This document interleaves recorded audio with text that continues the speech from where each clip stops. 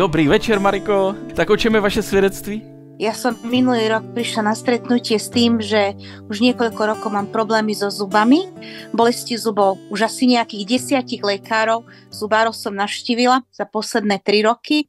Mala som opakované snímky robené, dokonca aj také niečo ako CT-čko a nikto nevedel príčinu nájsť. A prišla som na to stretnutie s očakávaním, že teda tie zuby pán uzdraví.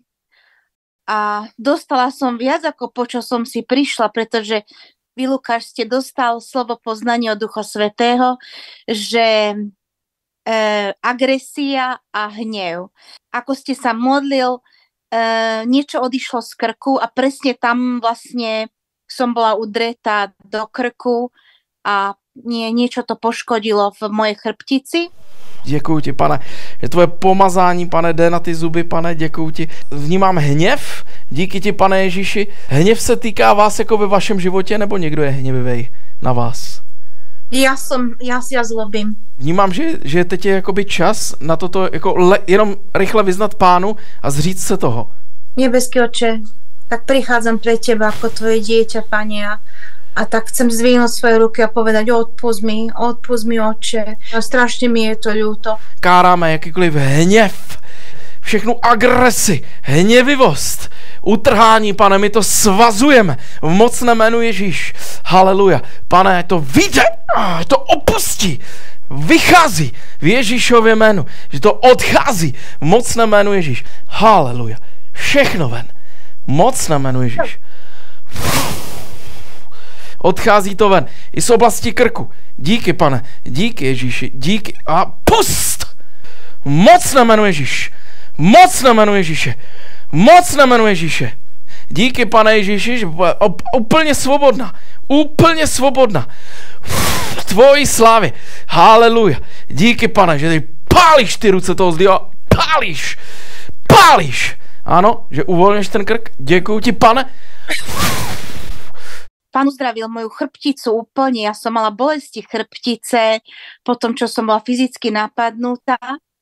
Takže chrbtica úplne uzdravenie, zuby čiastočné a potom som sa ešte raz vrátila a brat Nigel sa za mňa modlil, takže zuby boli uzdravené. No chvála Pánu. Díky, Ježíši. Som ani spávať nevedela. No. Spát jste nemohla kvůli té bolesti? Nemohla som. Trama som brala aj na chrbticu, aj na zuby som si niekedy dala. To bolo hrozné. No, Tramal. Taký silný liek, čo berú aj ľudia s rakovinou. Jak dlouho asi byly ty problémy? Jak dlouho to bolelo? So zubami asi tak 3 roky a s chrbticou 1 rok. A ještě jste zmínila něco, to slovo s tím hněvem. Roky som trpela hnevom a agresiou. Ja som dokonca bola agresívna aj na blížnych, aj na ostatných a častokrát som trieskala buď dverami, alebo som mala pocit, že musím niečo rozbiť, alebo niečo také a nevedela som to nejako ovládať. A keď si predstavíme, že zvieratá, keď sú nahnevané, tak ceria zuby. Zrejme to niečo naozaj s tými zubami bolo, lebo potom sa to celé začalo, sa to celé zmenilo. Po tom vyznaní, že áno, mám ten problém. Vnímám hněv, díky ti, pane Ježíši, haleluja. Hněv se týká vás jako ve vašem životě, nebo někdo je hněvivej na vás? Ja zlobím. Vnímám, že teď je jakoby čas na toto jako jenom rychle vyznat pánu a zříct se toho.